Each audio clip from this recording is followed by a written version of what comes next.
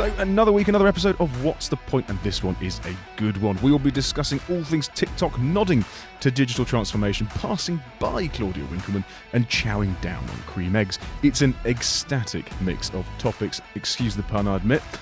So what's the point behind the most recent campaigns, publicity spins, trends and flops in the brand and business world today? Produced by Pinpoint Media, I am Oliver Bruce. I'm Amy Green. And I am Tim Jarvis. Here we go. Fine. So it's been announced recently that there's been a bit of a digital skills shortage in the world, with 40% of people doing GCSEs not doing IT. Tim, as someone that works in content strategy and online daily, what do you make of that? So, first of all, when I saw this report come out, I was a little surprised because I thought that people would be jumping on the digital bandwagon, so to speak. And yeah, how important is our digital skills today in the workplace? Like, they're supremely important. And I kind of was thinking back to when I was at school back in the day. How ago was that? I was going to say, it's a while ago. It was a few years now. Before computers. No, I'm joking. Pigeons, owls. But I was lucky enough to go to private school because I played sports, so I got a sports scholarship. It's not that we're from a rich family. Was it cricket, Tim? It was cricket, yeah. It was cricket. So I was lucky to get that. But one of the biggest things that I learned in school was computing. So I took computing for A-level. And all the skills that I used there were actually the skills that I still use today. Like, obviously, I still use English to write articles and to communicate with people. But the computing side of things, like building a website, understanding a little bit of coding, and everything else, like all the offspins from understanding that industry, I continue to use today. 15, 20 years on from being in school. So such a baby face, Tim. Yes, exactly. It's like Benjamin Button. Isn't that the one that got... Yeah, it exactly. is. Well done. but like, on a serious note, those are the skills that I still use today. So it's really interesting to see that people aren't learning that stuff in schools. And that's one of the biggest criticisms, isn't it, of the schooling... the education system and the stuff that's taught in school, is that people don't actually learn the skills that you need in business. And today, that stuff is so important. Like, obviously for us, being in the marketing world, advertising world, like, knowing that stuff is important. But things like being able to build a database or just understand how a database works, these are like really important skills. And this is stuff that I've learned at school and I've taken into my work life. So it's amazing that there is this shortage, and obviously there's been a bigger increase and focus on digital skills, particularly over the last 12 months, because everything has really, we spoke about it last week, didn't we? Digital is like fast forwarded 10 years. But that's the point. I mean, AI and robotics is something that is becoming more and more mainstream. But if students aren't wanting to take IT, in fact, 70% of these students expect employers to train them on the job. Yeah. Well, you see, I don't disagree with that to a certain degree. So when I was reading through it, it says that the subjects at GCSE has dropped by 40% young people taking IT. That I thought was crazy, because when I was at school, I actually generally thought that it was a necessity to take IT. I thought that was in my curriculum. So I took it anyway. However, what we learnt from an IT perspective was, how to use Word, how to use a spreadsheet, etc. Did you have that little paperclip thing? Oh my God, we absolutely did. For me, design was putting something into Word art, and drawing on the screen. With that multicoloured kind of, we thought it was just a bit of fun. Little did we know that, moving on 10 years, it was a necessity in working life. However, I learnt my IT skills, or I think more, I'd call them creative digital skills, coming out and going into work. Whereas kids now actually learn those skills in school. So when I was at my nephew's house, they were coming home and they go to private school, and they were coming home and basically going through what they'd coded at school that day. That's cool. Which I thought is amazing. And it's real simple coding. And then they'll sit with me and they'll be really interested about what the back end of a website looks like, or, when the live events really started to kick off. I was actually living with them for a while. So they wanted to see how we were building the back of a website. And now they do that themselves. They will sit, they're 10, they sit in their rooms and they code. They go on all of the different platforms and they want to become YouTubers. So, that's their inspiration for life. So I was actually quite shocked to see this report come out, because I would have generally thought that it was growing. The interest in digital and IT was growing because that is just their general day-to-day life. But I wonder whether it's because it's their general day-to-day life that they feel they don't need to take it because they already know it. So I wonder if it's a chicken and the egg scenario. But arguably, you then look at this whole Kickstart scheme, which the government have brilliantly announced, and people that can apply to be on Kickstart have to be, on universal credit. A lot of these people are graduates from university.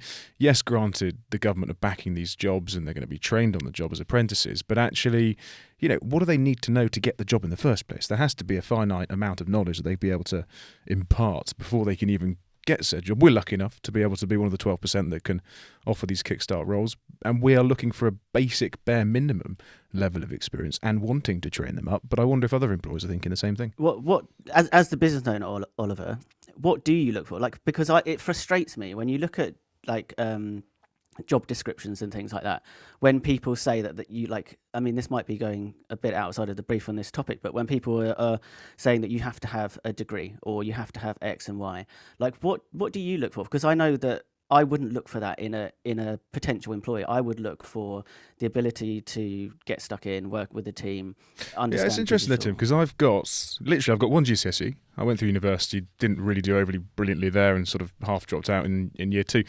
But I've never looked at grades, right? So if someone's got 6 A stars and someone's got a load of Ds, actually, if the person with a load of Ds is more passionate, more applied, wants to better their career because they have a genuine passion for the industry, that's much more appealing than somebody that's just got a load of A levels and loads of GCSEs that are all single dancing. So actually, for me, it's yes, you have to have a certain level of being able to apply yourself, but actually you also have to have a huge amount of passion and want to learn, and if you don't want to learn, then for us, it's the wrong industry, right? You can never stop learning from my point of view. Yeah, totally. I think with the whole school things, I also think that it is a lack of the teachers being able to teach this stuff. Like, I've now taken it on myself to teach my children digital. So my daughter, Orla, who's 7, she started a clothing brand called Orla's World, and we built like a little website and a YouTube channel.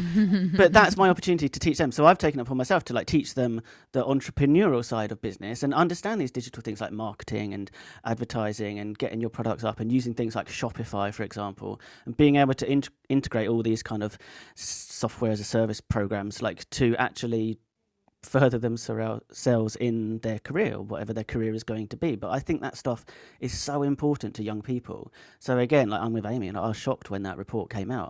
I thought that it would be absolutely buzzing. Mm-hmm. Yeah, my nephews are the same. Honestly, they come down and I let them borrow my Mac, which was a stupid idea, not the work one, don't worry, my personal one, for a week. And it came back with so many things on it that I had to upgrade it, just because they had downloaded our movie, they had started making their videos. I could hear Jack upstairs pretending to be a YouTuber and singing into it, or interviewing his brother in the other room. And you go into their bedrooms and they have their gaming setup, which is similar to what this looks like. And they are constantly teaching themselves new skills through YouTube, Vimeo, everything. They love it. They'll watch Twitch, and that is Twitch very is much huge, isn't it? Yeah, Twitch that is very much where the industry has been going for a really long time now, more than a year. The kids have known about it for way longer than that, and that's how artists are launching all of their new albums now. So it's really, because I think there is going to be a transitional period, Tim, with regards to when you reference teachers. Because obviously teachers at the moment, they're kind of in that limbo stage between sort of previously when computers weren't so mainstream to when they became mainstream. And I think over the next 10 or 15 years, as teachers, with the greatest of respect to all teachers, become younger, I think the digital element will become slightly more different and actually maybe more appealing than just using Microsoft Word and the things that you may do as a basic core in IT. I mean, it's been a few years since I left school as well, but it was very basic back then. It has to come from the top, doesn't it? It's Department for Education. They have to instill this within the curriculum. They have to understand, and I think this is what's happening now. You can see with the Kickstarter stuff that we've just spoken about, with this report that has come out. I think they're realising that, do you know what, actually, there is a digital shortage, we need to up our game. But unless it happens from the top and it's built into the curriculum, it's not going to happen in the classroom because the teachers aren't. But on that point, I mean, that emphasises, yes, it comes from the DOE, but also they are also quite stuck in their ways. And until younger blood becomes, absolutely, leaders within that world, that can't be passed down. I mean, there will be a 5, 10, 15-year transitional period whereby what we're talking about now will just be mainstream as the generations in these industries become younger and younger and push for it. But that's like the Kodak model, isn't it? They didn't innovate quick enough, they went under. Exactly. That's the same as businesses, yes. And it's the same as schools. So we need to constantly be like pushing ourselves as schools to make sure that we do get that younger blood coming throughout. It's like the conversation surrounding, do you think university is the way forward, or is it better to be self-taught? For me, I believe you should go on to placements and work in apprenticeships, and you learn so much more from shadowing people and making real mistakes. Usually. Yeah. Exactly. And having to learn from them quickly because they're your mistakes than you ever would going into university. I believe there's a certain strategy part of it that you have to learn in uni. There's that methodical side of things. It's great to be picked up. But I think you can do that on an apprenticeship if you have the right people teaching you with the right skill set in-house as well. So I think there is that part of it that it comes down to the company to be able to teach these people coming into the industry to be able to blossom and learn the skills that we have been taught through our own experiences. Yeah, totally agree. And like, just before we move off this subject, like one of the interesting things that I read about this is that, like, guess how much online courses. So when we're talking about self-taught stuff, I think online courses are brilliant. Like the amount of stuff that I've learned, like Google Analytics and Google Tag Manager, like boring techie stuff, but like the amount of information that's out there with these online courses that you pay for and you get taught by an expert, that's grown so much just in the last year. Guess how much that's grown, like the industry has grown by in the last year? I don't know, go on. 4,000%. 4,000. I mean, that is a good multiple. That's ridiculous. And I know that is down to people being at home and understand, like, and having that time to teach themselves and being digital and not being able to go out. But that's a trend that's been happening for a little while now. I mean, you've even seen celebrities get into it now, Tim, haven't you? Like, you can see Gordon Ramsay teach how to do like a beautiful spag bowl or something. Yeah. And the same in the acting world. They're all coming out and doing it and going online and teaching whoever they need to that wants to buy into it. Yeah, hugely. And looking at TikTok and the way that you can collaborate and learn and work with others on that, they're looking at releasing a chat function similarly to obviously some of the other social platforms out there. And actually, apparently they were supposed to release it last year, but didn't because of Donald Trump's rhetoric around how dangerous, I suppose, it was because it was owned by a Chinese business. But they're looking in 21, so this year, to release this. And I wonder if that opens up a world of positivity in terms of the collaboration, the questions, and the ability to ask and learn from. Or, on the contrary, Tim, I don't know, maybe you'll be well positioned to answer this, but is it more dangerous because they're opening up a chat function on there that isn't encrypted? Yeah, that's the big thing. That's the big worry. As a parent, my children being on that platform, like I constantly worry about that kind of stuff because you hear horrendous stories, don't you? Mm-hmm. Like kids being engaging with people that they shouldn't, and then doing stupid things, and that's the big worry. And I think it's interesting in the way in which social platforms are developing, right? Because it's all about stickiness, isn't it? This is one of the big criticisms with Clubhouse, is that yes, they've kind of burst onto the scene, but because it's live, if you miss the live, people aren't going to stick around, so you can't go back and watch that live because there's no pre-recorded thing at the moment. Whether that comes down the line or not, who knows? We'll see. But that builds loyalty, does it not? Due to the fact that you have to watch it at that time, and that's why it's working so well. Yeah, but there was big criticism. There's a guy called the guy who owns a hustle. So Sean Puri did a really good thread on this earlier in the week, or last week maybe, but basically saying that he doesn't think Clubhouse is going to last because it is that, like, it's not sticky. Yes, you'll get people on there, but if you miss the main bit of the content, you're not going to jump into a chat halfway through. Some people do, but not enough, and you can't then go back and watch the content. So there's a big criticism around Clubhouse and questioning whether it's actually going to be around to last. But this is where TikTok does it well. And I think all these new features, like these social channels are constantly building these new features to keep people on their platform. And I think that's ultimately what this chat room feature is going to be on TikTok whenever that comes out. But yes, I do think it's worrying because it's not encrypted. It's not like WhatsApp where that is encrypted. You can't moderate material. Yeah, you can't moderate it. And it's obviously a much younger audience. So, it's... But arguably, there's not a chat function per se at the moment, but there's a comment function, isn't there, which is also slightly unmoderated in terms of actually what is posted on there. And, I don't know why they haven't gone down the encrypted route, frankly. Yeah. I don't know why they haven't done that at all, but I do know that from a TikTok stance, they're looking at how this will help influencers to connect more deeply with their audiences. So allow them to have a better understanding of speaking to their audiences and really engaging with what they, their opinions and their discussions.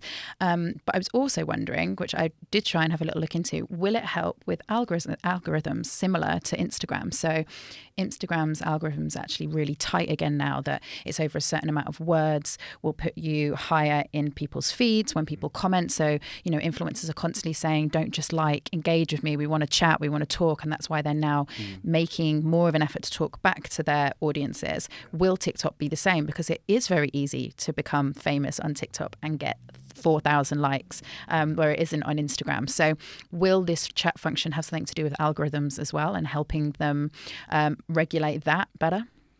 Yeah, I think across the platforms, engagement is the biggest metric. If people are engaging on your content, that platform then knows that, yes, that's a valuable piece of content, information, people engaging with it, they're talking about it. So I think you're right, because the whole thing about TikTok is because it's so short form, you go through, you can sit there and just go through hundreds of videos. I spent hours last night just doing it, and you spend 5 minutes on it and you don't come off for the rest of the day. I mean, it's ridiculous how addicting it is. But the thing is, do you know what's great is that they use certain music to then start trending. So there's different captions of, they'll use some famous kind of music to dance to, or, that there was that uh-oh sound whenever anything went wrong. So as soon as you flick through, that was it. No. And as soon as you hear that, you're like, oh, brilliant, what's going to happen? Yeah, exactly. And it is so clever in the way that they have pulled it together. But what my realization is when I go through it is that it's kids that are being the entrepreneurs on this but this is exciting, platform. Right? Not us. Yeah. That's what's so exciting, is that for our industry specifically, these kids on the platform that are coming up with these amazing transitions, amazing grades, amazing graphics and animation, that is the future of our industry. And both Kickstart, but also, frankly, just collaborating with these people from a content UGC point of view is incredible, because they are developing things that actually experts would charge a lot of money to do. Does but they're doing that it better. Scare you though? It excites me, because that is the future of our company. If we want to hire people, they're who we'll hire. That's why these Kickstarter roles are so exciting, because it's so valuable. This incredible talent coming into the business, being able to up our game. But no, you're absolutely right. And looking at the way that, Tim, going back to your point about Clubhouse not being that sticky, actually, Channel 4, which is a broadcast channel, granted, airs programmes on the hour, on every half an hour, whatever that might be, depending on their schedule. But they're now looking at releasing essentially an on-demand collaboration with TikTok, with other platforms. Yes, they have 4 on demand, but 4C, their in-house creative agency, are essentially putting programs like Made in Chelsea and all those kind of things on platforms like TikTok, so that people can engage with them in a completely different way. Because for the first time ever, on demand has overtaken linear viewing, which is incredible, because that is the way the world is going. People just can't be bothered to go, for instance, like Clubhouse, on a broadcast on the hour because somebody's speaking.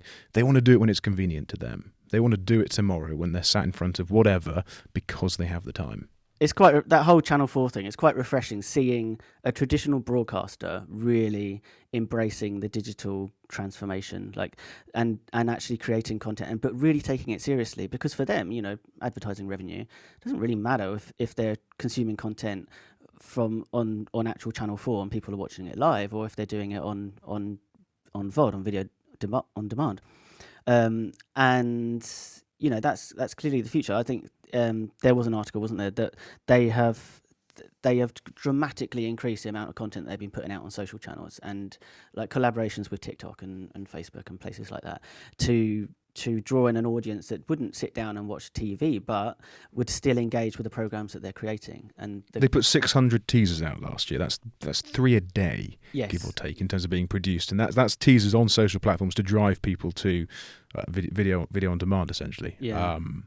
But it's incredible. But again, that's, clearly that's the way, the whole digital transformation piece, that's the way content consumption is going. If you look at the rise of Netflix and Disney Plus and things like that, that's where these guys are making serious headway. And I think a lot of the traditional broadcasters have been left behind. So that's why it's quite nice to see Channel 4 actually cracking on with it and taking it seriously. Well, they've had to navigate extraordinary lows, haven't they, through lockdown and furloughs and budget cuts.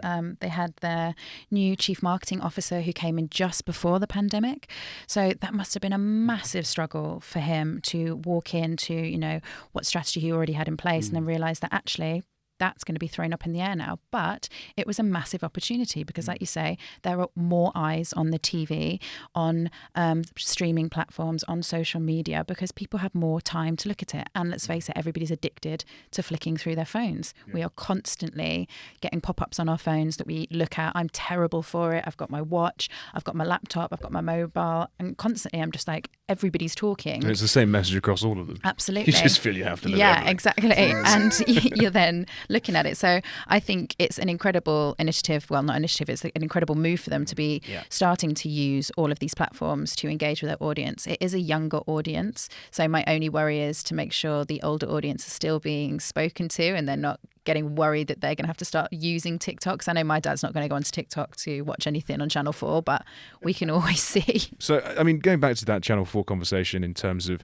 the new marketeer, every disaster, they say, leads to an opportunity. And some will claim that Donald Trump leaving Twitter was a disaster. Others will claim that it wasn't. But what Donald Trump has done is he's seen an opportunity and he's kind of gone and created, or he will be creating, his own social platform. I mean, I'm going to join it just simply to have a look at what he's got to say, but I'm just not interested hugely. I'm more kind of inquisitive. I don't know what you make of it, Tim. So, first of all, you cannot knock his entrepreneurial mind. Like, he's been kicked out of all these platforms and he says, like, F it, I'm gonna start up my own one. If you can, you might as well. Yeah, you can't knock him. There's two things on this for me. It's like, first of all, it's going to be really interesting to see how this pans out and what effect this is going to have on places like Twitter and other platforms that he had, because like ever since he's gone off Twitter, it's been such a nicer, calmer place. Like there was so much hate around like any tweet that he'd have, you'd have everybody fighting back. Like he's probably the world's best troll, like in terms of riling people up. But he just keyboard warrior. Yeah, literally. But it just created it was just a vile place. So it's been much nicer since then.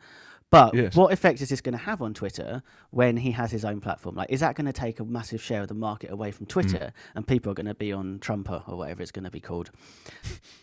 But the second thing is, like, this is going to be his platform. So it's not going to be regulated by Twitter or Facebook or Snapchat or anywhere like this. He is going to be able to go absolutely crazy on here. And you know what his following is like in the US. Those that love him.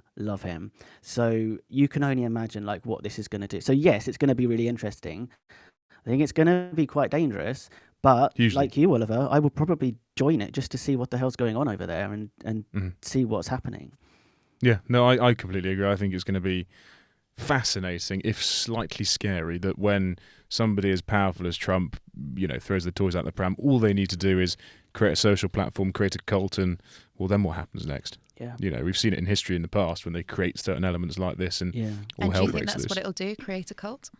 There'll be a certain aura or cult around it, I'm sure. It's just how far people will go and how much they'll side with him, I think. But I think how long do you reckon it'll take before some other higher power takes it down and gets rid of it? Oh, wouldn't it be great if Biden banned it, though? He just went, I'm afraid it's just too dangerous, Donald. We're going to have to take this one down. Well, do you know, it probably would fall on places like Apple and Apple to... Google? Well, Google to eradicate that, searches. Apple to ban that app being downloaded on their platform. Maybe the different browsers stopping people from accessing it. Like, is that the way that it could go? Because it could get seriously dangerous. Or he could take a massive turn and become a really good person. Yeah. Well, yes. Do you think he's been reflecting? It'd just shock everyone. Yeah, that it's would April be Fools, after all. Actually, how do we know this isn't going to just be an April Fool joke? Yes. I don't think he's that intelligent. No, but speaking of campaigns, April Fools and the like, I mean, You'll all know we all love a cream egg. I love a cream egg. We're all a bit disappointed that cream eggs have got a little bit smaller over the years. But it is their Goobly, which I think is a brilliant name. I think it's a fantastic name. Now, they were founded in 1971, or the first cream egg came off the production line in 1971. 1.5 million cream eggs, this is a fact, 1.5 million cream eggs per day come off the production line. Wow. And I eat 5 million of those. You eat a week's worth of those. But they've got this new campaign whereby in a couple of days' time, 4 days' time, 3 days' time, 26th of March, you'll be able to buy a cream egg. You'll be able to unwrap this cream egg. If you've got a golden egg inside, then you win. And you call up this number and you win a £5,000 cash prize. But I just think it's fascinating that Cadbury's are so aggressive at the moment in terms of their marketing. We spoke at the top in the first podcast we did about the Easter egg hunt. This is a goobly. You know, Cadbury are on the money here. Cadbury are really on the money. Tim, what do you make of it? Well, I love it because it is so Willy Wonka and the Chocolate Factory. I was going to say the same. Finding that golden ticket. Like, unfortunately, you don't get a tour of the Cadbury's factory, but... Have you ever been to the Cadbury's factory, though? Yes, I love the Cadbury's factory. Yeah. It was the best thing ever, and it is so Willy Wonka. And I think now, I've been again when I was a bit older, and it wasn't as magic as it was the first time. So I do think after watching the film and going round, you kind of build it up in your head. But Cadbury's do it right, don't they? And they know how to engage their audience. They know how to bring to life that little bit of happiness through experience. And I just love this idea. It's great. Brilliant. I should be buying a lot of eggs on the proviso or hedge that I potentially get a golden egg. What's the actual process? So you open the egg, you find a golden ticket. Do you have to call them? Because I think I saw you have to call them. I've got the steps. I've brilliant because I knew someone would ask this question. I've got step 1: unwrap a cream egg to see if you have a golden egg. Step 2: call the number on the voucher inside the foil. Step 3: follow the phone guidelines and keep both the packaging and the voucher to claim your prize. So I think it's as sort of simple as that. If your egg is gold, or if you've got a gold wrapper, or it just looks different, I suppose, then call the number and hope for the best. Can you go online and do it? Well, that's the interesting point. It's via phone, which is, there must be some reason behind that. Engagement. I don't know. I can't answer that one because the 3-step guide didn't tell me there's the reason. I was going to say, what kind of phone line is it? Are they making money out of this phone line? line? Well, there you go. That might be the thing. I mean, is it an 0800 number? Yes, exactly. I think it's a good idea, though. I like the fact that I'm going to buy 20 eggs when I'd normally buy 1 just to hedge on the win. Yeah, that's the reason why. That's the genius behind this. And it's about creating experiences. And speaking of creating experiences, there's this new excellent campaign that's coming out on the 30th of March as the world reopens on the 12th of April to some level of normality, that's called #WeCreateExperiences. And it's sort of headed up by Claudia Winkleman, but they've patched in a number of other celebrities, Claire Baldwin, Johnny Wilkinson, Ronan Keating, and it's essentially about recognising the experiences that the events industry deliver and how actually we should get excited, but we should also have an element of realisation that we still need to be safe and enjoy these experiences as best we can when the world reopens. But it's quite close to your heart, Amy, experiences such as this. Yeah, so I was in the experiential events world for quite a while before coming over to the digital. And it's a strange one because actually when all of this happened, there was a hashtag already started called We Make Events, and that trended all around the events industry. You know, we lit up lots of different landmarks with red lighting and put We Make Events on it to really highlight the disruption it's having for the industry as a whole. And it is. And it's great that they have now got some incredible celebrities involved like Claudia Winkleman to really highlight We Create Experiences, because people do need to realise what the last year has done to the industry that I know and love. For me, experiential and being out there, meeting people and understanding brands, that's how I've always learned about brands. That's how I engage with brands. That's how I engage with music and celebrities, is through experiences. So the fact that they are bringing this to life and they're honing in on celebrities to do that, and it's not just Claudia Winkleman, like you say, from even like a sporting experience. So Johnny Wilkinson and making sure they're really targeting all audiences throughout. Ronan Keating, Daley Thompson. So is Ronan Keating targeting the pleasure parks, the sort of roller coaster worlds? You know, what is it? Life is a roller coaster. Wasn't that his song? Oh gosh. Yeah. So Alton sing Towers it to me, Oliver. Remind me again. Park. Please don't tell me that's what he's going to do, because I'm gullible. I'll probably repeat that to somebody. Don't say that. It's factually incorrect. I think it's more music.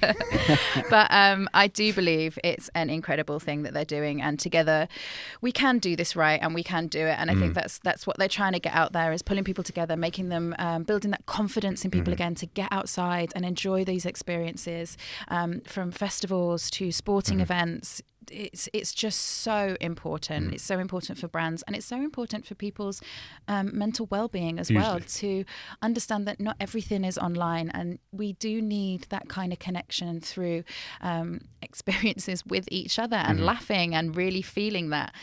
So I think for me it's a great initiative. It's incredible to see and support the industry. And hopefully it does kick off and it brings people back together again. I think it'll get a good backing. Like, I think everybody's ready to get out there. Everybody's ready for the events and hospitality world to open up again. And I think a big part of this is also for the people putting on the events. Like, there's a part around being responsible, isn't there, and making sure that it's COVID safe and stuff like that. But I just think I think it'll get a really good support because we're all ready to get out and see each other. Hopefully there's going to be a bubble, but I'm going to use the hashtag that's a wrap. But if I had a cream egg, I'd go hashtag that's now to be unwrapped. How long have you been waiting to say that? I was thinking about it. I thought, do I say this? Don't I say? But no, in all seriousness, if anybody wants to read up on any of the articles that we've spoken about, head over to pinpoint-media.co.uk, go onto the Insights page, and you'll be able to see that we're not making this up. This is all factually correct, and this is just our opinion and stance. But thank you ever so much for listening. Next week we will eat chocolate eggs on air. Enjoy them and speak soon. Take care. Bye. Bye-bye.